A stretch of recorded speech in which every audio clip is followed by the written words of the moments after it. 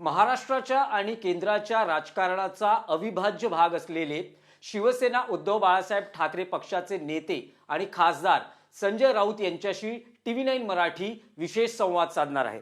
राऊत साहेब, TV9 मराठीत आपलं स्वागत आणि ही तुमची विशेष मुलाखत आहे. महाराष्ट्राच्या राजकारणात निवडणुकांचा हंगाम आता थेट 3 महिन्यांनी आहे, पण तरीही सध्या काही घडत नसलं तरी महाराष्ट्राच्या राजकारणात बरंच काही घडतंय असं आपल्याला दिसतं आहे. जसं महाराष्ट्राच्या राजकारणात बरंच काही घडतंय तसं शिवसेना उद्धव बाळासाहेब ठाकरे या पक्षातही बरंच काही घडतं आहे. तर आपल्या मुलाखतीचा केंद्रबिंदू हा सध्या शिवसेना उद्धव बाळासाहेब ठाकरे पक्षात नेमकं चाललंय तरी काय, हा केंद्रबिंदू आहे. आपण महाराष्ट्राच्या राजकारणावरही चर्चा करणार आहोत. तर आपण या मुलाखतीची सुरुवात करतो आहोत. सुरुवातीला मी तुमच्याकडून एक अपेक्षा व्यक्त करतो की आज जे तुम्हाला प्रश्न विचारले जातील त्याची तुम्ही दिलखुलास उत्तर द्याल, कारण तुम्ही स्पष्ट वक्ते आहात. रोखठोक हे तुमच्या सदराचं सामनातल्या नाव आहे, त्यामुळे अपेक्षा आहे की तुम्ही दिलखुलास आणि थेट उत्तर द्या. तर पहिलाच मुद्दा आहे सध्याची बारामती विधानसभा पोटनिवडणूक. सुनेत्रा पवार उपमुख्यमंत्री ह्या उमेदवार आहेत महायुतीच्या. राष्ट्रवादी काँग्रेस शरद पवार पक्षानं त्यांना पाठिंबा दिलेला आहे. काँग्रेसनं या निवडणुकीत आपला उमेदवार जाहीर केलेला आहे. पण शिवसेना उद्धव बाळासाहेब ठाकरे पक्ष अजूनही या निवडणुकीबाबत किंवा सुनेत्रा पवारांना पाठिंबा देण्याबाबत आपली थेट भूमिका, स्पष्ट भूमिका मांडत नाहीये. बघा, हा तुमचा जो प्रश्न आहे तो प्रश्न महत्त्वाचा आहे. बरोबर आहे. बारामती बरोबर राहुरी पोटनिवडणूक आहे. दोन्ही ठिकाणच्या विद्यमान आमदारांचा मृत्यू झालेला आहे. अजितदादांचा तर जो मृत्यू झाला ज्या पद्धतीनं, त्या धक्क्यातून अद्याप महाराष्ट्र सावरलेला नाही. त्यांच्या पत्नी सुनेत्रा पवार निवडणूक लढत आहेत विधानसभेची. त्या उपमुख्यमंत्रीपदाची त्यांनी शपथसुद्धा घेतलेली आहे. त्यांना आता आमदार व्हावं लागेल. अर्थात शरद पवारांच्या पक्षानं आधीच जाहीर केलं होतं की आम्ही ही निवडणूक लढणार नाही. हा त्यांच्या कुटुंबातला एक महत्त्वाचा प्रश्न. अजितदादा त्यांच्या कुटुंबाचे महत्त्वाचे घटक होते. अशा वेळेला त्यांच्या पत्नीला राजकीयदृष्ट्या विरोध करणं हे बरोबर नाही. पण याचा अर्थ त्यांनी याआधी अशा प्रकारच्या निवडणुका लढल्या नाहीत का? मागच्या लोकसभेत सुनेत्राताई पवार विरुद्ध सुप्रिया सुळे असा सामना झाला ना. विधानसभेला अजितदादा पवार विरुद्ध त्यांचे सख्खे पुतणे युगेंद्र पवार असाही सामना झाला. पण दुर्दैवाने अजित पवार नाहीत. बारामतीच्या जनतेची सहानुभूती अजित पवारांच्या बाजूने आहे. त्याच्यामुळे पवारांनी कुटुंब म्हणून निर्णय घेतला असेल की आम्ही उतरणार नाही. दुखवटा किंवा श्रद्धांजली. आता निवडणूक बिनविरोध करायची की नाही हा निर्णय सर्वानुमते व्हायला पाहिजे. बारामती काय शिवसेनेचा स्टेक अजिबात नाही आहे. बरोबर. त्याच्यामुळे आम्ही निर्णय घ्यायचा का उद्धव साहेबांनी त्यासाठी थेट निर्णय घेण्याचा प्रश्नच येत नाही. सुनेत्राताई पवारांनी उद्धवजींना फोन केला. उद्धवजींनी त्यांना शुभेच्छा दिल्या. कारण अजितदादांचे आणि त्यांचे जे संबंध होते मंत्रिमंडळात सहकारी म्हणून, ते खूप चांगले संबंध होते. विश्वासू एक सहकारी म्हणून ते त्यांच्याकडे पाहत होते. पण शेवटी काँग्रेस पक्षाला असं वाटलं की निवडणूक बिनविरोध का करावी, हा काँग्रेस पक्षाचा प्रश्न आहे. काँग्रेस पक्ष महत्त्वाचा पक्ष आहे. जर शरद पवारांचा पक्ष लढत नसेल तर तो त्यांचा प्रश्न आहे. आम्ही का लढू नये. आता तो काँग्रेसचा प्रश्न आहे. काँग्रेसने निवडणुकीत उमेदवार उभा केलेला आहे. तो शेवटपर्यंत टिकतोय का किंवा टिकवायला जातोय का हे पुढल्या 5-6 दिवसामध्ये कळेल. काँग्रेसने एक अट टाकली आहे, ती अट अत्यंत योग्य आहे. तुम्ही जर अजितदादांवर तुमचं एवढं प्रेम आहे, त्यांच्या मृत्यूनं तुम्हाला इतका मोठा धक्का बसलेला आहे, तर मग अजितदादांच्या मृत्यू संदर्भातला जो गुन्हा दाखल करायचा आहे, FIR म्हणतात त्याला, तो तुम्ही काय दाखल करून घेत नाही महाराष्ट्रामध्ये. त्यासाठी रोहित पवारांना कर्नाटकात जावं लागलं 0 FIR दाखल करण्यासाठी. काँग्रेसची जी काय एक भूमिका आहे त्या संदर्भात ती सगळ्यांचीच भूमिका आहे. महाराष्ट्रात तुम्ही FIR दाखल करा आणि ती जी विमान कंपनी आहे त्या विमान कंपनीचा जो मालक आहे बरं का, त्याच्या विरुद्ध गुन्हा दाखल करा आणि त्या पद्धतीनं तपासाला दिशा द्या. ही काँग्रेसची जर भूमिका असेल, ती महाराष्ट्राच्या मनाचीच भावना आहे. नाही, पण राऊत साहेब, तुम्ही म्हणालात की काँग्रेसनं भूमिका घेतली, त्यांनी या पोटनिवडणुकीत आपला उमेदवार दिला. शरद पवारांनी भूमिका घेतली, त्यांनी पाठिंबा दिला. तर उद्धव ठाकरे यांनी शुभेच्छा दिल्या, पण भूमिका म्हणून काही आहे का काय पक्षाचं? असतं भूमिका? पाठिंबा देणं नाही, न देणं. नाही, भूमिका म्हणजे काय असतं? काय भूमिका काय? बघा, एखादी जागा रिकामी झाली आणि ती जागा शिवसेना लढत असते. समजा राहुरीला मागची निवडणूक शिवसेनेनं लढली आहे, म्हणजे आमचा हक्क आहे. शिवसेना पक्षप्रमुखांनी आणि पक्षानं नक्की त्याविषयी भूमिका घेतली असते. पण दोन्ही ठिकाणी मागच्या निवडणुकीत, त्याच्या आधीच्या कोणत्याही निवडणुकीमध्ये आमची काही भूमिकाच नाही आहे. त्या दोन्ही जागा ज्या आहेत या शरद पवारांच्या नेतृत्वाखालच्या काँग्रेसनं लढल्यात, अजित पवारांच्या काँग्रेसनं लढल्यात. जेव्हा एकत्र असताना शिवसेना फक्त त्यांना पाठिंबा देत आली.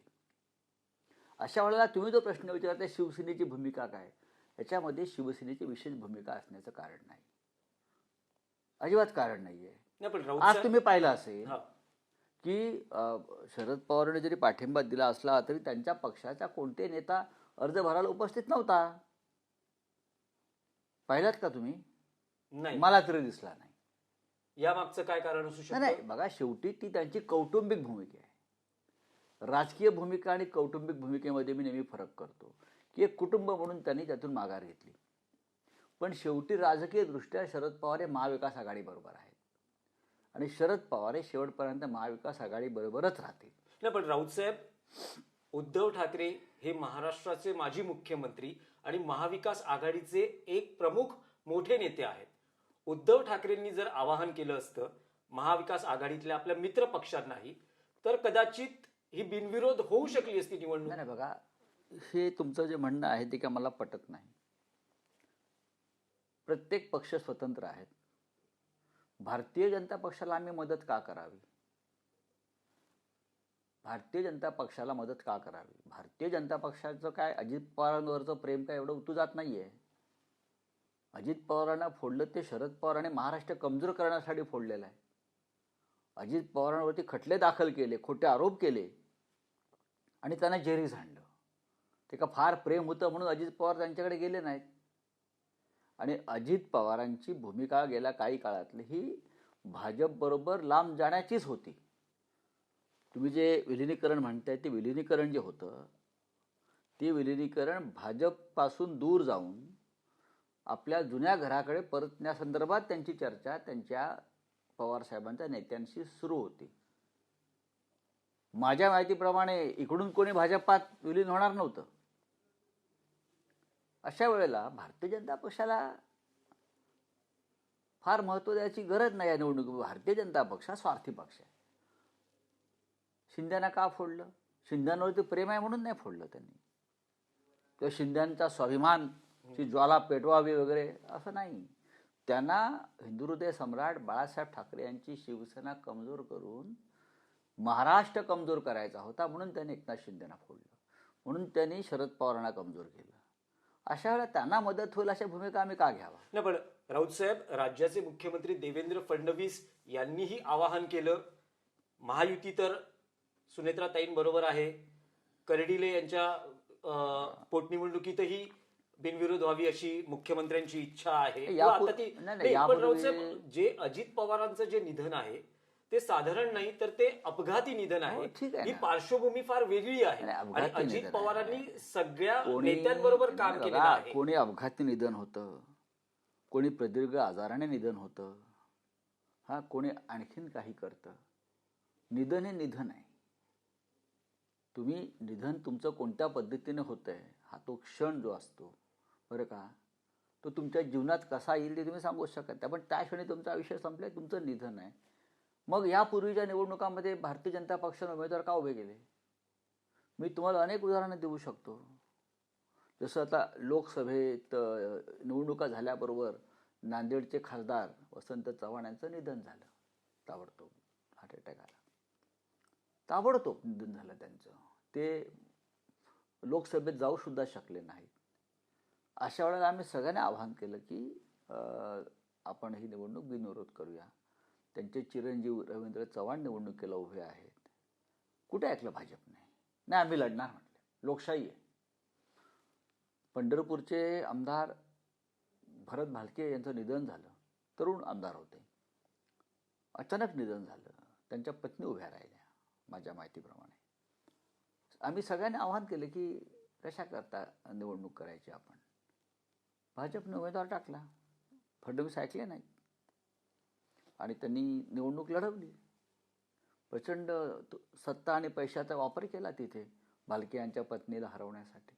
मला वाटतं त्यानंतर स्वतः अजित पवार आणि पिंपरी चिंचवडला लक्ष्मण जगतापांचं निधन झालं. त्यांच्या पत्नी उभ्या राहिल्या ना, त्याही विधवाच होत्या. अजितदादा पवारांनी नाना काटे नावाचे उमेदवार उभे केले आणि लाखभर मतं घेतली. अजितदादाही ऐकले नाहीत. तेव्हा तुम्ही प्रत्येक वेळेला भूमिका सोयीची घेऊ शकत नाही. आता तुम्ही केली पाहिजे बिनविरोध, कालचं काल. बघा, जर महाराष्ट्रामध्ये अशा प्रकारे रिक्त झालेल्या जागेवरती निवडणुका तुम्हाला बिनविरोध करायच्या असतील तर सर्व पक्षांनी एक ठराव मंजूर केला पाहिजे.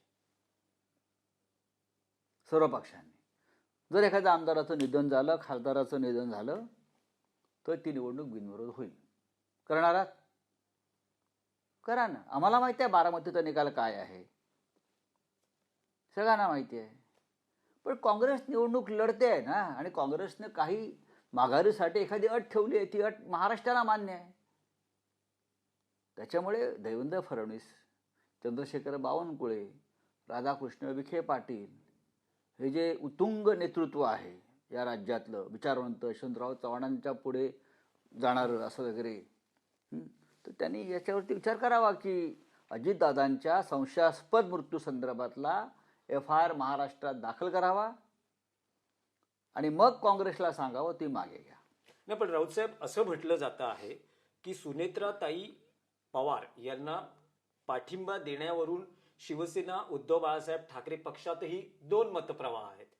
सुनेत्राताईंनी उद्धव ठाकरेंना फोन केला होता, पाठिंब्याची विनंती केली होती.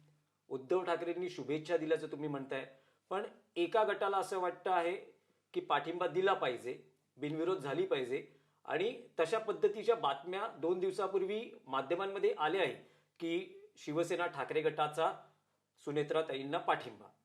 पण तुम्ही असं म्हणता आहात की कोणताही निर्णय झालेला नाही, पक्षात चर्चा सुरू आहे आणि पाठिंबा का द्यावा असाही एक शिवसेना, असाही एक गट आहे की ज्याला असं वाटतं की पाठिंबा का द्यावा. सुनेत्राताई या भाजपच्या पाठिंब्यावर लढणाऱ्या उमेदवार. मुळात शिवसेनेमध्ये वेगळ्या विचाराचा गट आहे हे म्हणणं बरोबर नाही. माननीय उद्धव ठाकरे पक्षप्रमुख बरं का, यांच्याशी सुनेत्राताईंशी चर्चा झाल्यावरती पक्षप्रमुखांनी सर्व नेत्यांना ही माहिती दिली किंवा सुनेत्राताईंचा फोन आला होता, त्यांना आपला पाठिंबा हवा आहे. तर आम्ही म्हटलं तुम्ही निर्णय घ्या साहेब, आपण महाविकास आघाडीत आहोत, आपण सारासार विचार करून आपण जो निर्णय द्याल तो निर्णय सगळ्यांना मान्य होईल. असं आहे की ते सुद्धा मग इतर ठिकाणी इतर पक्ष काय करतात त्याचा अभ्यास करतात. आता माझ्या माहितीप्रमाणे शरद पवार साहेबांचा पाठिंबा मागण्यासाठी छगन भुजबळ आणि आणखीन एक मंत्री सिल्वर ओकला गेले होते ना, आणि कोणीतरी अर्ज भरायला या सुनेत्राताई पवारांचा असंही त्यांना विनंती केली. पण मला आज कोणी दिसलं नाही. मी तेच म्हणतो की कौटुंबिक भावना वेगळ्या आहेत आणि राजकीय भूमिका वेगळ्या आहेत. अजितदादा पवार काय शरद पवारांची मान्यता घेऊन 40 आमदार घेऊन तिथे गेले नाहीत. ते त्यांच्या व्यक्तिगत कारणासाठी गेले. त्याच्यामुळे पवारांनी जरी भूमिका घेतली असतील किंवा ठीक आहे, कौटुंबिक यावेळेला एक आमच्या संवेदना आहेत, त्यांच्या कुटुंबातल्या महिलेबरोबर आहेत आणि ते योग्य आहे त्यांची भूमिका. नाही, पण राऊत साहेब, म्हणजे असं मानायचं का की शरद पवारांचा या पोटनिवडणुकीत सुनेत्रा पवारांना कौटुंबिक पाठिंबा आहे, राजकीय पाठिंबा नाही? हे मी कसं काय सांगू. जर राजकीय पाठिंबा असता तर आज त्यांच्या पक्षाचे लोक तिथे हजर असते. पण नक्कीच कुटुंब ते एक आहे, हे आपण वारंवार पाहतो. पण राजकीय पाठिंबा जर त्यांनी जाहीर केला असता तर महाविकास आघाडीमध्ये त्यांची अडचण झाली असती. त्यांनी त्यांची जागा असताना उमेदवार उभा केला नाही. हीच एक कुटुंब प्रमुख म्हणून त्यांनी सुनेत्राताईंना दिलेला पाठिंबा असं मी मानतो. राऊत साहेब, पण आता या निवडणुकीच्या पाठिंब्यावरून एक मुद्दा उपस्थित होतो. काँग्रेसने त्यांचा उमेदवार निवडणुकीच्या रिंगणात टाकलेला आहे. अर्ज मागे घेण्याची वेळ आहे, पण तुम्हाला असं वाटतं का की काँग्रेसचा हा उमेदवार शेवटपर्यंत रिंगणात राहील? आणि असं असेल, समजा जर हा उमेदवार रिंगणात राहिला तर महाविकास आघाडीचे नेते म्हणजे शिवसेना उद्धव बाळासाहेब ठाकरे पक्षही आणि राष्ट्रवादी काँग्रेस पक्ष शरद पवार बघा, प्रचाराला जातील. नाही, बघा, तिथे मला वाटत नाही की प्रचाराची फार रणधुमाळी राहील बारामतीमध्ये. मुळात काँग्रेस पक्षाने जे सांगितलं आहे की तुम्ही अजित पवारांवरती त्या संदर्भात जो मृत्यू संदर्भात FIR दाखल करा. हा FIR दाखल केला तर निवडणूक होणार नाही. आणि खरोखर आम्ही अजित पवारांना मानतो किंवा अजित पवारांच्या मृत्यू संदर्भात सरकार गंभीर आहे हे स्पष्ट होईल. त्यांनी ते करावं हे आमच्या सगळ्यांचं म्हणणं आहे. आणि जर त्यांनी नाही केलं तर ती निवडणूक होईल असं चित्र मला दिसतं आहे. काँग्रेस पक्ष ही निवडणूक गांभीर्यानं लढणार असेल तर काँग्रेस त्यांच्या पद्धतीनं निवडणूक तिथे लढत. एकेकाळी तो काँग्रेसचाही बालेकिल्ला होता. शरद पवार साहेब असताना काँग्रेसमध्ये ते काँग्रेसच्याच उमेदवारीवर तिथे किंवा अजित पवार काँग्रेसच्याच उमेदवारी संदर्भात तिथे भूमिका घेत होते, निवडणुका लढत होत्या. तिथे काँग्रेसचं मतदान असायला पाहिजे. लोकशाहीमध्ये सरकार विरोधी मतदान करणाऱ्यांना सुद्धा मतदानाची संधी मिळायला पाहिजे, मग ती कोणती निवडणूक असो. नाही, पण राऊत साहेब, आता तुम्ही याआधी एक मुद्दा म्हणालात की सुनेत्रा पवार यांना पवार कुटुंबाचा, शरद पवारांचा कौटुंबिक पाठिंबा आहे, पण राजकीय पाठिंबा दिसत नाही कारण त्यांच्या पक्षाचे कोणी नेते आज अर्ज भरताना नव्हते.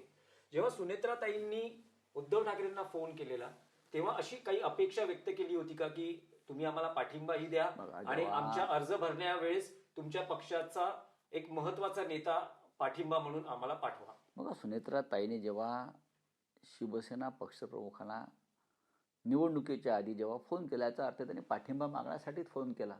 हे काय जाहीर करण्याची गरज नाही. तुम्ही मला पाठिंबा द्या. ज्या परिस्थितीत ही निवडणूक होते आहे, ज्या वातावरणात ही निवडणूक होते आहे, त्याच्यामुळे उद्धव ठाकरे यांच्यासारखा एक संवेदनशील नेता नक्कीच समोरच्या व्यक्तीला शुभेच्छा देणारच. त्या आपण देतच असतो राजकारणामध्ये. त्यांनी त्या शुभेच्छा 100% दिलेल्या आहेत. बरोबर. आता भारतीय जनता पक्षाबरोबर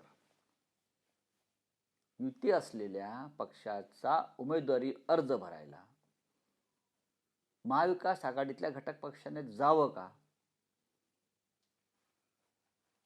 ज्या अर्थी आज शिवसेनेचा आणि राष्ट्रवादी काँग्रेस शरद पवारांच्या दोन्ही पक्षांचा नेता किंवा प्रतिनिधी तिथे उपस्थित नव्हता, याचा अर्थ महाविकास आघाडी इंटॅक्ट आहे. महाविकास आघाडीनं आघाडी धर्माचं पालन केलेलं आहे, संवेदना जिवंत ठेवून. नाही, पण थेट विचारतो की शिवसेना उद्धव बाळासाहेब ठाकरे पक्षाचा आता काँग्रेस उमेदवाराला पाठिंबा आहे का या पोटनिवडणुकीत? कारण महाविकास आघाडी जर इंटॅक्ट आहे तर काँग्रेस उमेदवाराला पाठिंबा आहे का? मी एक सांगू का तुम्हाला, काँग्रेस असेल किंवा राष्ट्रवादी काँग्रेस असेल किंवा शिवसेना असेल, ही निवडणूक शांतपणे होऊ देतील. किंबहुना अजित पवारांची जी काँग्रेस आहे आणि त्यांचे उमेदवार आहेत त्यासुद्धा कोणताही धुळा न उडवता ही निवडणूक लढतील असं चित्र आहे. आणि ते तसंच राहायला पाहिजे. लोकांना निर्णय घेऊ द्या. ही निवडणूक आपण बारामतीच्या विधानसभा क्षेत्रातल्या जनतेवरच सोडायला पाहिजे, कोणत्याही भूमिका न घेता. नाही, पण राऊतसाहेब, समजा काँग्रेसनं या निवडणुकीच्या प्रचारात महाविकास आघाडीच्या नेत्यांना आमंत्रित केलं, विशेषतः तुम्हाला आमंत्रित केलं, तर तुम्ही प्रचाराला जाणार किंवा प्रचारात सहभागी होणार? नाही, एक लक्षात घ्या, जर त्यांनी महाविकास आघाडी म्हणून आम्हाला आमंत्रित केलं तर ते माननीय पक्षप्रमुख जो निर्णय देतील त्यानुसार मी निर्णय घेईन. त्याने जर उद्धवजींना सांगितलं की प्रचारासाठी एखादा माणूस पाठवा, तर नक्कीच उद्धवजी जो निर्णय देतील तो निर्णय आम्ही स्वीकारू. कोणी, मी असं नाही, पक्षातला प्रत्येक नेता किंवा आमच्या स्थानिक पातळीवरचे लोक सुद्धा. कारण ही निवडणूक एका विचित्र परिस्थितीत होते आणि त्याचं भान आम्ही ठेवलेलं आहे. राऊत साहेब, या पोटनिवडणुकीवरून आपण येऊ नुकत्याच पार पडलेल्या राज्यसभा निवडणुकीत. या राज्यसभा निवडणुकीत महाराष्ट्रात जे काही घडलं, म्हणजे विशेषतः 7 उमेदवार होते, त्यापैकी शरद पवारांना बिनविरोध राज्यसभेवर पाठवायचं असा एक निर्णय होता. स्वतः मुख्यमंत्र्यांनी म्हटलं होतं की जर शरद पवार उमेदवारीच्या रिंगणात असतील तर आम्ही अतिरिक्त उमेदवार देणार नाही. पण या निवडणुकीत शिवसेना उद्धव बाळासाहेब ठाकरे पक्षात जे दिसलं, तुम्ही स्वतः सतत शरद पवारांचं नाव घेत होतात, त्यांना राज्यसभेवर बिनविरोध पाठवणं, आणि आदित्य ठाकरे यांनी भूमिका लावून धरली होती की शिवसेनेची जागा आहे, शिवसेनेचे आमदार जास्त आहेत, त्यामुळे या जागेवर शिवसेनेचा हक्क आहे. तर असं म्हटलं जात होतं किंवा असं दिसत होतं की या मुद्द्यावर शिवसेना उद्धव बाळासाहेब ठाकरे पक्षात 2 मतं आहेत किंवा मतभेद आहेत. तुम्ही शरद पवारांच्या बाजूने होतात आणि आदित्य ठाकरे हे वेगळी भूमिका घेत होते. असं नाहीये. आदित्य ठाकरे यांची भूमिका अधिक योग्य होती. त्यांचं म्हणणं 100% बरोबर आहे. तेच आमचंही म्हणणं आहे की सर्वाधिक आमदार आमच्या पक्षाचे आहेत 20. त्याच्यामुळे त्या जागेवर पहिला अधिकार हा शिवसेनेचाच असायला पाहिजे, हे त्यांचं म्हणणं होतं. ते आमचंही म्हणणं आहे. पण कोणताही एक पक्ष हा स्वतंत्रपणे निवडणूक लढवून राज्यसभेची जागा जिंकू शकत नव्हता. काँग्रेसची पण मदत लागली असती, राष्ट्रवादी काँग्रेस शरद पवार गटाच्या 10 आमदारांची मदत लागली असती. तेव्हा तो आकडा जो आहे 37 वगैरे तो पूर्ण होण्याची शक्यता होती. अशा वेळेला आम्ही सगळ्यांनी प्रयत्न केले सुरुवातीच्या काळामध्ये की ती जागा शिवसेनेला सुटावी. पण जेव्हा आमच्या लक्षात आलं की शरद पवार सुद्धा या निवडणुकीमध्ये उभे राहण्याची शक्यता आहे आणि काँग्रेस पक्षाची भूमिका ही शरद पवारांच्या बाजूने दिसते आहे, ज्येष्ठ नेते आहेत केंद्रामधले, राज्यातले, त्याच्यामुळे आमची इच्छा असून सुद्धा नंतर आम्ही ती जागा लढवू शकलो नाही. महाविकास आघाडीमध्ये मग तणाव निर्माण झाला असता आणि मग उद्धवजींनी पण ठरवलं शेवटी उमेदवारी कोणाला द्यायची, निवडणूक लढायची की नाही हे कोण ठरवणार. आमच्याकडे फायनल हे शिवसेनेचे पक्षप्रमुख ठरवणार. तो त्याने घेतलेला निर्णय आहे. त्यांनी स्वतः शरद पवार साहेबांना फोन केला. त्यांना भेटण्यासाठी जयंतराव पाटील, सुप्रियाताई सुळे आल्या. त्यांनी पाठिंबा मागितला. उद्धवजींनी त्यांना पाठिंब्याचा शब्द दिला शेवटच्या 1 दिवस आधी आणि त्यानंतर निवडणूक बिनविरोध झाली. नाही, पण राऊत साहेब, आदित्य जो विचार तुम्ही करता आहात शरद पवारांच्या बाबतीत, तो विचार आदित्य ठाकरेंना का करता आला नाही? कारण ते आदित्य ठाकरेंनी सुद्धा हाच विचार केलेला आहे. नाही, पण ते सतत एक मुद्दा लावून धरत होते की आमचे 20 आमदार आहेत. मग त्या चुकलं काय? नाही, पण समोर शरद पवारांसारखे ज्येष्ठ नेते होते. असू द्या, पण शेवटी त्या जागेचा अधिकार जो आहे राजकारणामध्ये, त्या जागेचा अधिकार आमच्याकडेच होता. पवार साहेबांचा पक्ष 3ऱ्या क्रमांकावरती आहे. फक्त शरद पवार उमेदवार आहेत म्हणून ती जागा त्यांना देण्यात आली. फक्त शरद पवार आहेत म्हणून मग ती जागा त्यांना देण्यात आली. याच्या पलीकडे याच्यामध्ये दुसरं काही नाही. नाही, पण या सगळ्या प्रकरणात पहिल्यापासूनच शरद पवारांचं नाव होतं, दुसऱ्या अन्य कुठल्या उमेदवाराचं नाव नव्हतं. तर अचानक काही हा साक्षात्कार झाला नाही ना की आता शरद पवार आलेले आहेत आणि आता आपल्याला भूमिका बदलायची आहे. जर ही भूमिका अगोदरच घेतली असती तर कदाचित एक वेगळं चित्र दिसलं असतं. कारण शिवसेनेने जो आदित्य ठाकरेंनी जो विशेषतः हट्ट लावून धरला तो तुम्हाला योग्य वाटतो का? समोर शरद पवारांचं नाव असताना. बघा, त्यांचा हट्ट काय चुकीचा नाहीये ना, की जागा आम्हाला मिळावी. ते आपल्या पक्षाला एक जागा मिळावी म्हणून त्यांचा आग्रह होता. शरद पवार साहेबांची प्रकृती त्यावेळेला बरी नव्हती, हे सगळ्यांना माहिती आहे.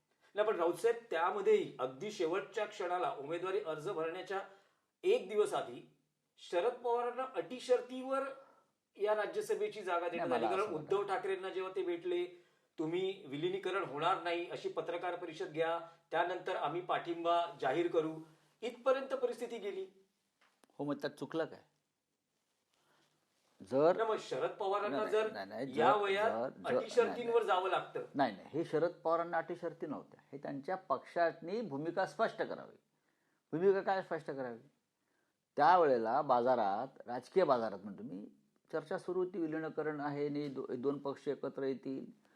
तेव्हा काँग्रेस असेल दिल्लीतलं किंवा महाराष्ट्रात उद्धव जे असेल, आम्ही असो, आम्हाला नक्की शंका आली की बाबा ही जागा जर राष्ट्रवादी म्हणजे पवार साहेबांसाठी सोडली आणि हा पक्ष त्यांच्यात विलीन झाला का, विलिनीकरणाच्या चर्चेनं अंतिम रूप धारण केलं तर कसं काय व्हायचं? त्याच्यामुळे उद्धव ठाकरेंनी स्पष्ट सांगितलं जयंतराव पाटलांना आणि सुप्रियाताईंना मातोश्रीवरती, संभ्रम आहे लोकांच्या मनात, गोंधळ आहे लोकांच्या मनात. हा गोंधळ तुम्ही सगळ्यात आधी दूर करा की हे विलिनीकरण वगैरे थोतांड आहे, असं आम्ही कोणत्याही प्रकारची पावलं आमच्याकडून उचलली जाणार नाहीत आणि आम्ही महाविकास आघाडीबरोबरच आहोत. हा लोकांच्या मनातला संभ्रम जर दूर झाला नाही आणि आम्ही जर पवार साहेबांच्या मागे उभं राहिलो तर लोक आमच्या बाबतीत संभ्रम निर्माण करतील. तर तुम्ही एक राजकीय भूमिका घ्या, परखडपणे भूमिका घ्या की नाही म्हणजे नाही, ह्या चर्चांना पूर्णविराम मिळालेला आहे आणि उद्धव साहेबांची भूमिका ही 100% बरोबर आहे. नाही, पण राऊतसाहेब असं म्हटलं जातं की तुम्ही शरद पवार यांचं राजकारण खूप जवळून बघितलं, महाविकास आघाडीचे तुम्ही दोन प्रमुख शिल्पकार आहात वगैरे वगैरे वगैरे, आणि तुमचा शरद पवारांविषयी सॉफ्ट कॉर्नर आहे आणि तुम्ही अनेकदा त्यांच्या या राज्यसभेच्या उमेदवारी बाबतीत आपली भूमिका जाहीर केली. रादर असं म्हटलं जात होतं की संजय राऊत यांनीच शरद पवार यांची राज्यसभेची उमेदवारी जाहीर केली आणि उद्धव ठाकरे किंवा आदित्य ठाकरे यांना हे खटकलं. कारण जर शरद पवारांच्या उमेदवारीचा निर्णय जाहीर करायचा असेल तर तो ठाकरेंनीच करावा, असं एक मत होतं, अशी बाहेर राजकीय वर्तुळात चर्चा आहे. असू द्या ना, मी शरद पवार साहेबांची उमेदवारी कधीच जाहीर केली नाही. नंबर एक, मला माझ्या पक्षाची शिस्त आणि मर्यादा माहिती आहेत आणि त्या माझ्या इतकं कोणालाच जास्त माहीत नाही. मी वारंवार सांगतो. हे का सांगतो? सध्या जे पक्षाचे 12-13 नेते, त्याच्यामध्ये मी असा नेता आहे ज्याला बाळासाहेब ठाकरेंनी नियुक्त केलं आहे. बाळासाहेब ठाकरे यांना जर आपण खूप शहाणं नेतृत्व मानलं या देशातलं, राज्यातलं, तर त्यांनी मला जर नेतृत्वासाठी माझी निवड केली, त्याच्यासाठी त्यांना माहीत असेल ना की हा माणूस चुकीचं काहीच करणार नाही आणि मी कधीच चुकीचं केलं नाही. मला जेव्हा प्रश्न विचारला पत्रकारांनी की निवडणुकीत काय होईल, कोण लढणार आहे, तेव्हाही म्हटलं की आमच्या सर्वाधिक जागा आहेत, आमचा अधिकार आहे. पण माझ्या असं लक्षात आलं की शरद पवार इच्छुक आहेत. जर असं असेल तर आम्हाला त्याबाबत एकत्र बसावं लागेल. याच्या पलीकडे मी शरद पवार साहेबांची कधीही उमेदवारी जाहीर केलेली नाही. नाही, पण राऊतसाहेब तुम्हाला असं वाटत नाही का की जर पहिलीच उमेदवारी जाहीर केली असती शिवसेना उद्धव बाळासाहेब ठाकरे पक्षानं, तर आता जे काही मीडियात आहे किंवा राजकीय वर्तुळात आहे, पक्षात मतभेद आहेत, पक्षात आदित्य मतभेद ठाकरे नाही. आणि संजय राऊत यांच्यात मी मतभेद या आहेत, तर माझ्याकडे- हे सगळे प्रसंग टाळता आले असते. माझ्यामध्ये आणि आदित्यमध्ये कोणते मतभेद नाहीत, असण्याचं कारण नाही. ठाकरेंच्या 3 पिढ्यांबरोबर मी अत्यंत समाधानाने आणि आनंदाने काम केलेला माणूस आहे. 3ही पिढ्या, माननीय बाळासाहेब ठाकरे, उद्धव ठाकरे, आदित्य ठाकरे, 3ही पिढ्यांबरोबर माझे उत्तम संबंध आहेत, भावनिक संबंध आहेत आणि मजेशीर संबंध आहेत. माझे कोणाशी मतभेद नाही. कारण मी जीवनामध्ये फार महत्त्वाकांक्षा राजकीय कधी बाळगलेल्याच नाही आहेत ना. मला कधीच असं वाटलं नाही की एखादी गोष्ट मला मिळवायचीच आहे. मी माझ्या पक्षावर प्रेम करतो. मी बाळासाहेब ठाकरेंमुळे या पक्षामध्ये आहे. बाळासाहेब ठाकरेंनी मला घडवलेलं आहे. ठाकरे कुटुंबानं मला प्रेम दिलेलं आहे. हे मी कधीच विसरत नाही. त्याच्यामुळे हे काय मतभेद वगैरे वगैरे या सगळ्या झूड गोष्टी आहेत. नाही, पण राऊत साहेब, तुम्ही शरद पवारांच्या उमेदवारीला पाठिंबा दिलात, नंतर पक्षानेही तो निर्णय घेतला, पण यामुळे तुमच्या पक्षात खासदार असलेल्या प्रियांका चतुर्वेदी मात्र नाराज झाल्या. कारण जी मातोश्रीत बैठक झाली, ज्यात उद्धव ठाकरेंनी खासदारांशी संवाद साधला, त्या बैठकीतल्या बऱ्याचशा बातम्या या बाहेर आल्या आणि त्यात प्रियांका चतुर्वेदी यांनी स्पष्ट नाराजी व्यक्त केली, तुमचं नाव घेत ही नाराजी व्यक्त केली की संजय राऊत असं कसं काय करू शकतात, जेव्हा आपल्या या जागेवर आपला क्लेम होता, आपला दावा होता, बघा, अशी कशी जागा आपण बघा, सोडतो? या जागेवरती आपला क्लेम आहे सांगण्यासाठी मला त्यांची गरज वाटत नाही. मी या पक्षात 40 वर्ष आहे, कळलं का? या पक्षासाठी आम्ही आमच्या पिढीनं घाम रक्त सर्व काही दिलेलं आहे, वेळ दिलेला आहे. त्याच्यामुळे मला प्रश्न विचारण्याचा अधिकार हा उद्धव ठाकरेंना आहे. मला प्रश्न विचारण्याचा अधिकार हा बाळासाहेब ठाकरेंना होता. शरद पवारांचं नाव घेणं गुन्हा आहे का कुठे? नाही. आम्ही जेव्हा राजकीय चर्चा करतो तेव्हा राहुल गांधी असतील, खरगेजी असतील, शरदराव असतील, यांचे संदर्भ येत असतात बैठकांमध्ये. आणि राजकीय परिस्थिती आपण समजून घ्यायला पाहिजे सगळ्यांनी. ती प्रियांका चतुर्वेदी यांनाही माहीत होती की नक्की या एका जागेची राजकीय परिस्थिती काय आहे. जोपर्यंत शरद पवारांचं नाव समोर येत नव्हतं तोपर्यंत अनेक गोष्टी सहज सोप्या वाटत होत्या. पण जेव्हा त्यांचं नाव आल्यावरती आमची पोझिशन ही थोडी अडचणीची होत गेली, सगळ्यांचीच, काँग्रेसची पण. काँग्रेसची 16 आमदार आहेत ना, त्यांनाही निर्णय घेणं महत्त्वाचं होतं. शेवटी उद्धव साहेबांना सुद्धा पवार साहेब समोर आल्यावरती उद्धव साहेबांसारख्या नेत्याला सुद्धा काही भूमिका घेणं थोडं अवघड गेलं असतं, जात होतं. आणि मग शेवटी ठरलं की आपल्याला पवार साहेबांना पाठिंबा द्यायचा आहे. त्याच्यामुळे मी कोणाचं नाव घेतलं, माझ्या नाव घेऊन काय उमेदवारी मिळते का? उद्धव ठाकरे साहेबांनी जर ठरवलं असतं की नाही काही झालं तरी ही जागा मला लढायचीच आहे आणि प्रियांका चौधरी याच उमेदवार आहेत, नक्कीच आम्ही त्यांच्या विजयासाठी प्रयत्न केले असते, नक्कीच केले असते. जर पक्षाने आदेश दिला असता की आपल्याला ही जागा लढायची आहे आणि या आपला उमेदवार आहेत. नाही, पण असं म्हटलं जातं. आणि दुसरा असा आहे, त्या बैठकीत असंही झालं असं म्हणतात, मी त्या बैठकीला नव्हतो, बरोबर, त्या बैठकीत असंही झालं म्हणतात की जरी ही जागा आपली असली तरी कोणाला उमेदवारी द्यायची हे मी ठरवणार. कोणी हे गृहीत धरू नये की मीच उमेदवार आहे. उद्धव ठाकरे ठरवणार. हो, आणि आमचं तेच म्हणणं आहे. उद्या मी आतापर्यंत 4 निवडणुका लढलो ना, मी माझी उमेदवारी कधीच जाहीर नाही केली. त्यातल्या 2 निवडणुका थेट बाळासाहेबांच्या काळात झाल्या माझ्या. पण मी नाही सांगितलं की मी उमेदवार आहे म्हणून. बोललो का? नाही. त्यानंतर उद्धवजींच्या काळात सुद्धा मी प्रत्येक वेळी त्यांना विचारायला गेलो, उद्धवजी माझी मुदत संपते, तुम्ही जर मला संधी दिलीत तर मी आपला आभारी राहीन. मी त्यांना आधी विचारलंय, नाहीतर मी दिल्लीतलं माझं जे काय बाडबिस्तर आहे तो आधीच गुंडाळीन. ही माझी कायम भूमिका असते. कारण पक्षाने दिलेली संधी वारंवार ही मोठी गोष्ट आहे माझ्यासाठी ना. मी त्यांना विचारतो प्रत्येक वेळेला. दोन्ही वेळेला शिवसेना प्रमुखांनी मला बोलवून सांगितलं, त्यानंतर मला स्वतः उद्धवजींनी ही संधी दिली. पण मी प्रत्येक वेळेला 2 महिने आधी त्यांच्याकडे जाऊन त्यांना परिस्थिती समजून सांगितली, साहेब तुमचा निर्णय जो असेल तो मला मान्य आहे. नाही, पण या सगळ्या भूमिकांमुळे, म्हणजे संजय राऊत यांनी जी काही भूमिका मांडली, संजय राऊत भूमिका मांडतात, दररोज सकाळी त्यांची पत्रकार परिषद होते, पण शरद पवारांच्या बाबतीत आग्रह धरणं हे प्रियांका चतुर्वेदींना पटलं नाही अशी चर्चा आहे. त्या नाराज आहेत. शरद पवार साहेबांकडे मी वारंवार आग्रह धरलेले आहेत. शरद पवारांसंदर्भात नाही आहे, शरद पवारांकडे जाऊन मी उद्धव ठाकरे साहेब मुख्यमंत्री झालेच पाहिजेत हा पण आग्रह धरलाय ना. संकट काळामध्ये इतक्या वेळेला मीच जाऊन पवारांकडे आग्रह धरलाय, साहेब आम्हाला या गोष्टीत मदत तुमची व्हायलाच पाहिजे. असं नाही चालत ना. महाराष्ट्राचं राजकारण जास्त कळतं मला, नेतृत्व मला कळतंय ना.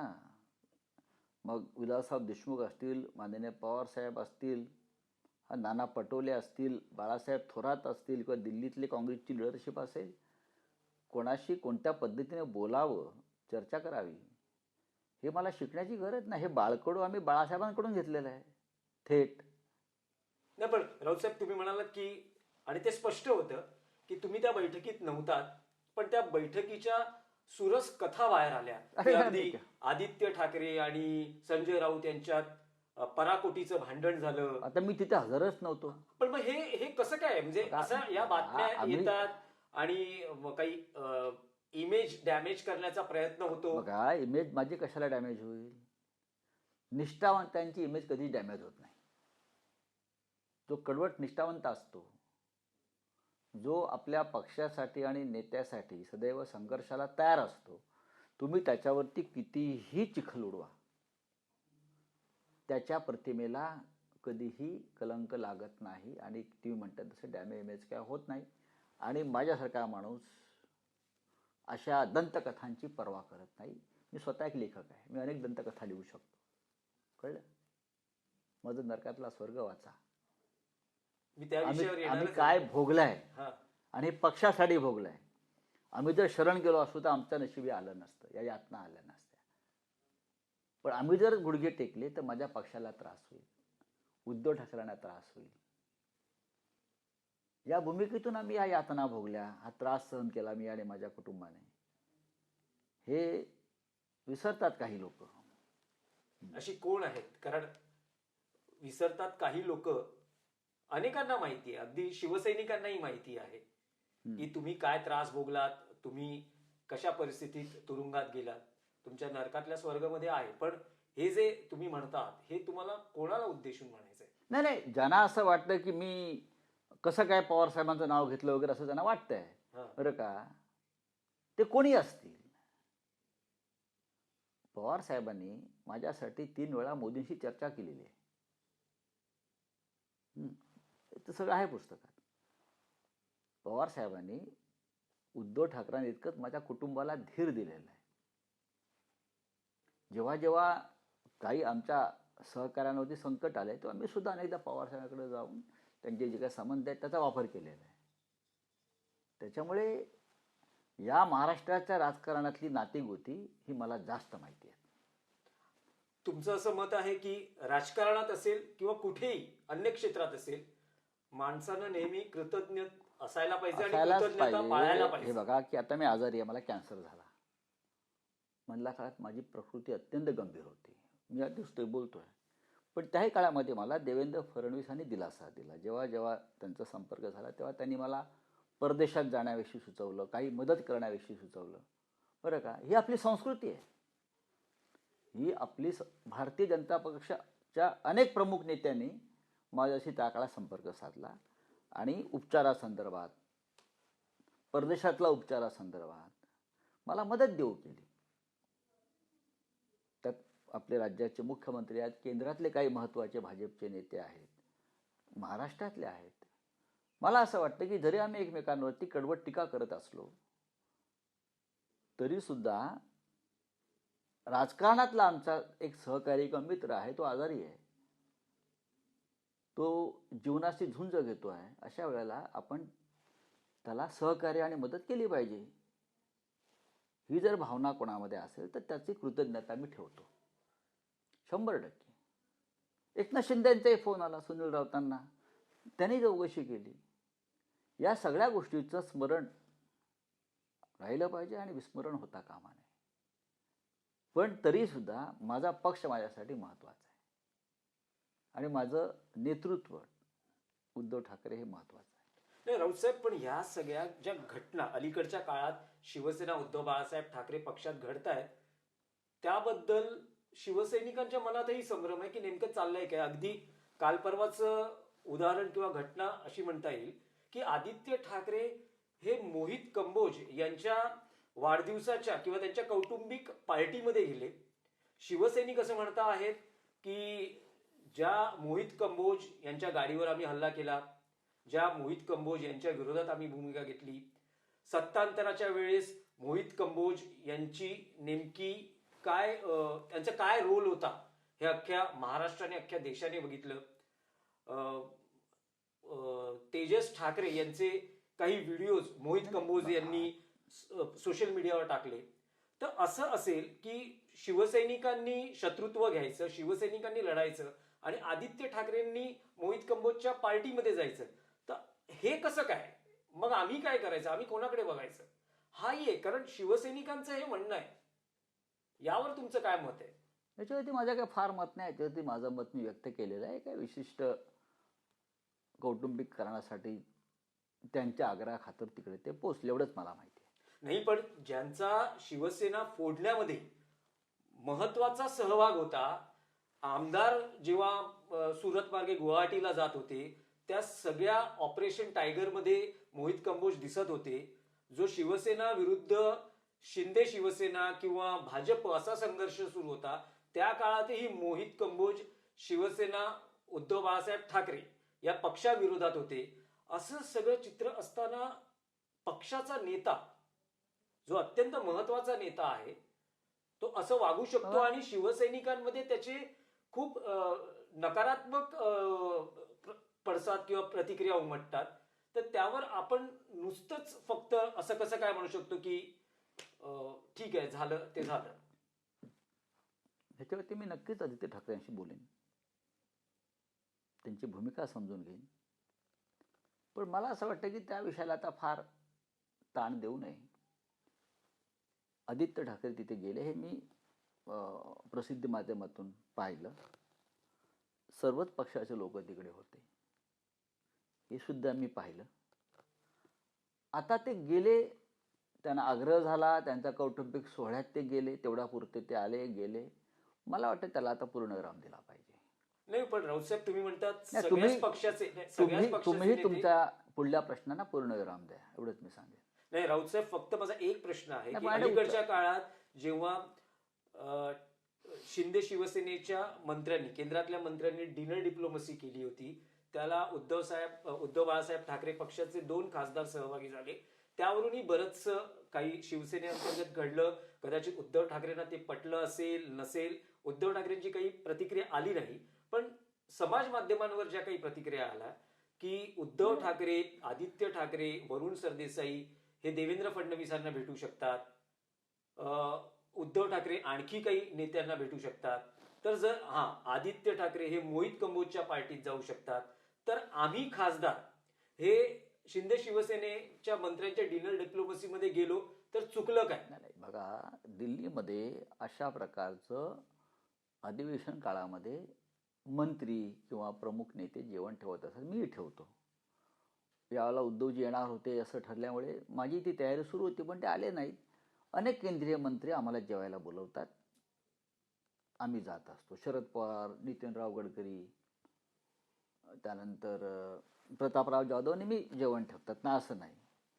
त्यांचा मलाही फोन आला होता, पण मी नव्हतो. आता काही मंत्र्यांना जावंसं, खासदारांना जावंसं वाटलं असेल तिकडे, याचा अर्थ त्यांनी काही वेगळी भूमिका घेतली असं होत नाही. ते गेले, काही काळ थांबले. बघा, शेवटी केंद्रामधले मंत्री आहेत, ते आरोग्य खाते त्यांच्याकडे आहे. माझ्या अनेक कामासाठी मंत्री म्हणून त्यांना मी फोन केलेला आहे. जेव्हा महाराष्ट्रातून काही लोकांना एम्समध्ये वगैरे अशी मदत लागते आणि ते त्या विभागाचा चार्ज त्यांच्याकडे असल्यामुळे मंत्री म्हणून त्यांना फोन करावाच लागतो ना.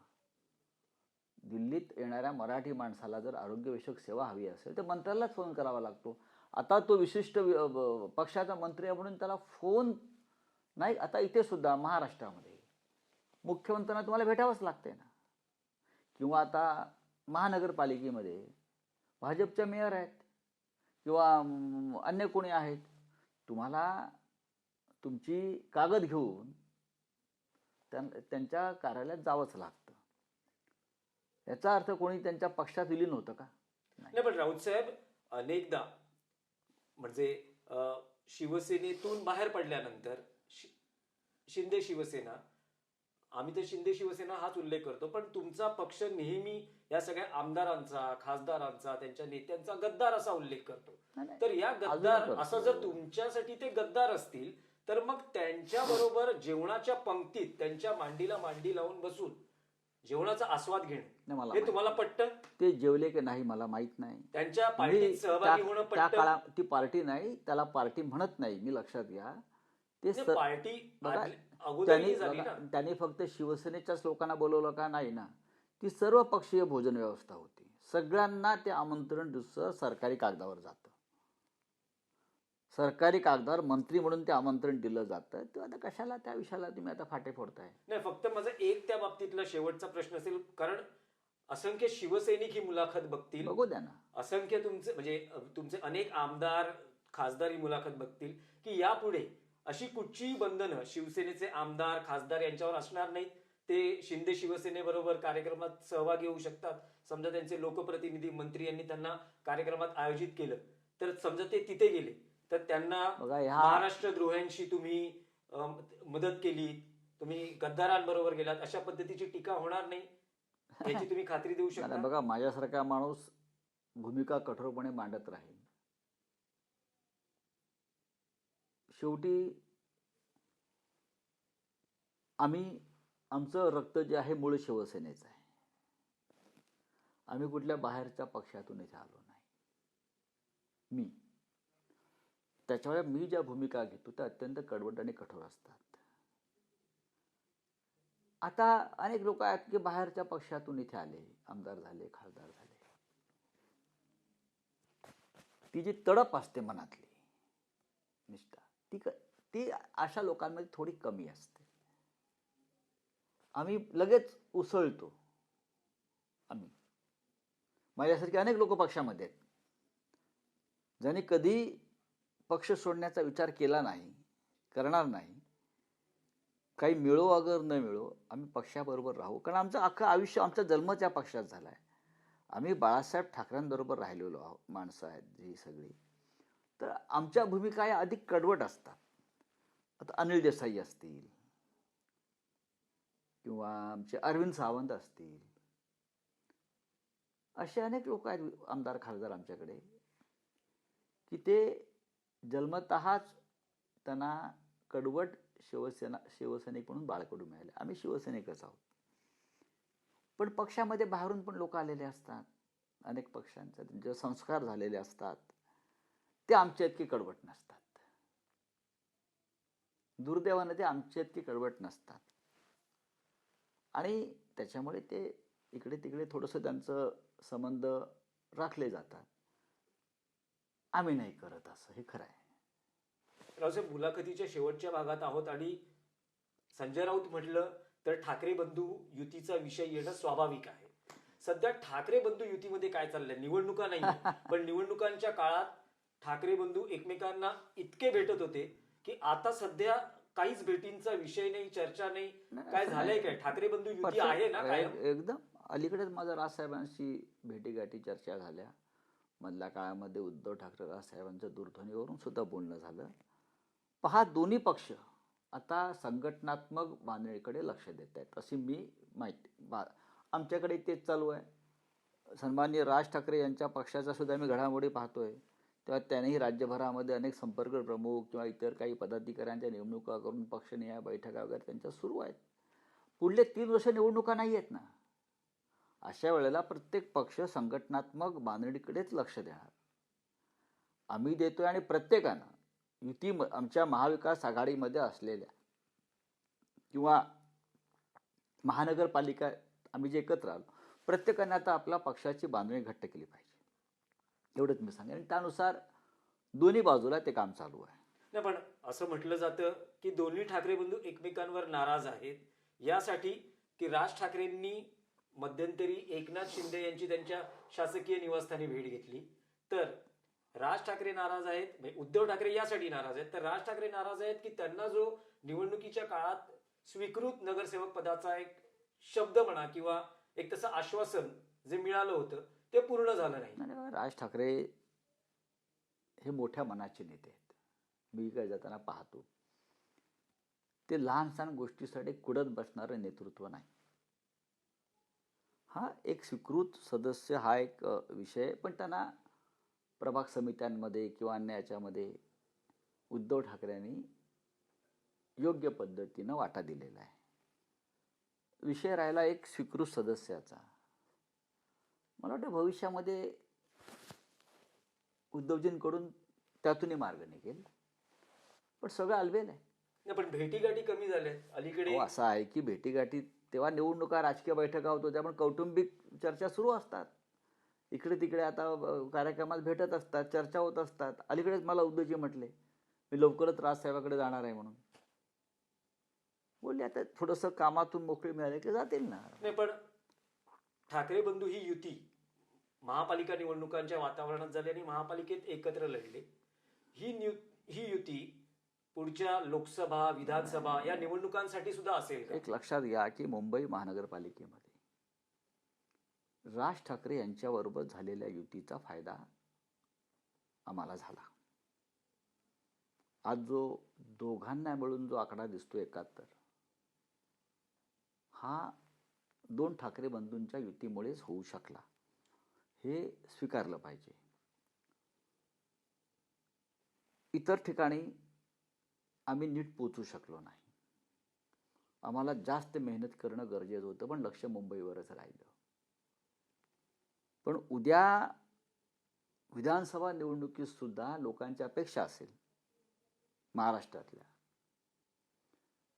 की दोन्ही ठाकरे बंधूंनी एकत्र राहून निवडणुकीमध्ये काम केलं पाहिजे. आणि माझ्यासारख्या माणसाचा हा प्रयत्न राहील की ही युती राहावी, एकत्र दोन्ही ठाकरे बंधूंनी एकत्र कायम राहावं आणि मुंबईसह महाराष्ट्रामध्ये हा जो ठाकरे ब्रँड म्हणून आम्ही जो म्हणतो तो अधिक तेजस्वी व्हावा, तजेलदार व्हावा, चमकावा आणि लोकांपर्यंत पोहोचावा आणि लोकांच्या ज्या अपेक्षा आणि आकांक्षा आहेत त्या पूर्ण करण्यासाठी जे बाळासाहेब ठाकरेंनी कार्य आरंभलं आणि शेवटाला नेलं, त्या जो खंड पडला थोडा मधल्या काळात, तो ह्या लोकांनी पुढे न्यावा सगळ्यांनी. नाही, पण राऊत साहेब तुम्ही म्हणता ठाकरे ब्रँड, पण महायुती जे तुमचे राजकीय विरोधक आहेत ते म्हणतात आता ठाकरे असा काही ब्रँड उरला नाही. मग कुठला ब्रँड आहे? कुठला ब्रँड आहे? मग ते काय पितात? ते कोणते ब्रँड पितात? मग मला सांगा ना, कसला ब्रँड? फडणवीस ब्रँड आहे, सत्तेवरून त्यांना बाजूला करा, मग कळेल ब्रँड काय आहे तो. मोदीची सत्ता जाऊ द्या, अमित शहा सत्तेवरून खाली उतरू द्या, सत्तेवर नसताना जो चमकतो तो ब्रँड असतो. लक्षात घ्या. तुम्ही इतके घाव आणि आघात घातलेत शिवसेनेवर सत्तेच्या माध्यमातून, निवडणूक आयोगाच्या माध्यमातून, सुप्रीम कोर्टाच्या माध्यमातून, पैशाच्या माध्यमातून, EVMच्या माध्यमातून, एवढे घाव घालून सुद्धा ही शिवसेना तुम्हाला खतम करता येत नाही. ठाकरेंची, बाळासाहेब ठाकरेंची का उद्धव ठाकरेंची, यालाच ब्रँड म्हणतात ना. हाच ब्रँड आहे. राऊत साहेब, अगदी शेवटच्या आपण काही प्रश्न, असं तुम्ही 6-7 वेळा म्हटलं शेवटचा. अगदी आता शेवटचे 2 प्रश्न आहेत माझे की राजकीय आणि वैयक्तिक आयुष्यात संजय राऊत यांचं काय सुरू आहे? असं म्हटलं जाते 2028 जून तुमची राज्यसभा मुदत संपते आहे. तुमचे राजकीय विरोधक असतील किंवा पक्षांतर्गतही तुमचे काही हितशत्रू असतील ते असं म्हणतात शरद पवारांना राज्यसभेसाठी पाठिंबा देणं किंवा आता बारामती पोटनिवडणुकीत जी काही संजय राऊत भूमिका घेत आहेत, ही सगळी 2028 जून राज्यसभेची संजय राऊतांची तयारी सुरू आहे. पुन्हा एकदा संजय राऊतांना 2028 ला राज्यसभेत जायचंय आणि त्यासाठी ते सगळं गणित जुळवत आहे. माझं काय करायचा हा निर्णय उद्धव ठाकरे घेतील. मी माझे पक्षातले जे निर्णय आहेत माझ्या बाबतीतचे ते पक्षप्रमुखांवर सोपवतो. उद्धव ठाकरे माझ्या पक्षाचे नेते आहेत, प्रमुख आहेत. त्यांचं माझं एक नातं आहे, ते मित्रत्वाचं असेल, कौटुंबिक असेल, तरी माझ्या बाबतीत निर्णय हा त्यानेच घ्यायचा असतो आणि तेच घेतील. दुसरं कोणी घ्यायची गरज नाही. नाही, पण 2028 ला पुन्हा राज्यसभेवर जाण्याची संजय राऊत यांची इच्छा आहे का? मग माझी प्रकृती कशी आहे त्या काळात आणि शेवटी कुटुंबातले लोक माझे काय म्हणतात ते, आणि उद्धव ठाकरे यांचा मला काय सल्ला राहील त्याच्यावर सगळं ठरेल. 24 वर्ष मी दिल्लीमध्ये आहे आणि 24 वर्षामध्ये पक्षाला त्रास होईल असं कोणते काम माझ्याकडून झालं नाही किंवा पक्ष दिल्लीमध्ये वाढेल किंवा पक्षाचं नाव राहील, पक्षाचा दबदबा राहील, शिवसेना आणि उद्धव ठाकरे यांचा, यासाठीच मी सातत्यानं काम केलेलं आहे. आणि मला हे काम करायला आवडतं. पक्षाचं काम करणं हे माझं पॅशन आहे आणि मी ते करत राहणार कुठे असलो तरी. पुस्तकं लिहीन. मला पुस्तकं आता खूप लिहावीशी वाटतात, वेगवेगळ्या विषयांवर लिहावं असं वाटतं आहे. कारण मी लिहिणारा माणूस आहे. आता इंग्रजी आणि हिंदीमधलं पुस्तक आलं, अनलाइकली पॅराडाईज आणि नरकातला स्वर्गाचा हिंदी अनुवाद झाला. अजून एका पुस्तकाचं काम मी पूर्ण केलेलं आहे. ते खूप इंटरेस्टिंग पुस्तक आहे आणि हे पुस्तक महाराष्ट्रामध्ये खूप वाचलं जाईल, हे जे मी आता पूर्ण करतो आहे. भविष्यामध्ये मी लवकरच, मी आधी टाळत होतो, पण बाळासाहेब ठाकरे आणि माझ्या संबंधावरती एक पुस्तक मी लिहिणार आहे. अच्छा. त्याची मी जुळ सुरू केली आहे. बाळासाहेब ठाकरे एक पर्व होतं, एक युग होतं बाळासाहेब ठाकरेंचं. मला असं लक्षात येतं आहे की नव्या पिढीपर्यंत काही गोष्टी जाणं गरजेचं आहे आणि मी सातत्याने करत असतो या गोष्टी. मी बाळासाहेब ठाकरेंवरती 2 सिनेमे त्यासाठीच खूप मोठं पदराला खार खाऊन, प्रचंड आर्थिक झीज सोसून मी ठाकरे काढला. त्याच्या आधी बाळकडू केला. सतत मी बाळासाहेब लोकांसमोर राहावेत या माध्यमातून काम करतो. मला असं वाटतं की एक उत्तम प्रकारचं त्यांच्यावरती पुस्तक, प्रचारकी नाही, तटस्थपणे पुस्तक लिहावं आणि पुढल्या पिढीपर्यंत हे जात राहावं, यासाठी माझं थोडंसं काम चालू आहे. राऊत साहेब, तुमच्या प्रकृतीबाबत काय? तुम्ही एका मोठ्या दुर्धर आजाराला, कॅन्सरशी लढलात. अजूनही आता लढतो तुमची- आहे. आता तुमची प्रकृती काय आहे? कॅन्सरशी कशी आहे? कॅन्सरशी लढाई कधी थांबत नाही, बरं का. कॅन्सरशी लढाई, काही आजार असे असतात, हे शेवटच्या श्वासापर्यंत तुम्हाला त्या आजाराशी युद्ध करावं लागतं. आणि तसे मी त्या बाबतीमध्ये एक युद्ध करणारा, युद्धखोर माणूस असल्यामुळे मी लढतो आहे, मी काम करतो आहे, उपचार करतो आहे त्याच्यावरती आणि मी माझं सगळं इतर काम सुद्धा करतो आहे. ते करत राहीन ना, मला कोणी थांबवू शकत नाही. रावसाहेब, TV9 मराठीशी जी तुम्ही बातचीत केलीत, आपली स्पष्ट मतं मांडलीत, त्याबद्दल आपले आभार आणि तुमच्या राजकीय वाटचालीसाठी आणि निरोगी दीर्घायुष्यासाठी तुम्हाला शुभेच्छा. नमस्कार. धन्यवाद.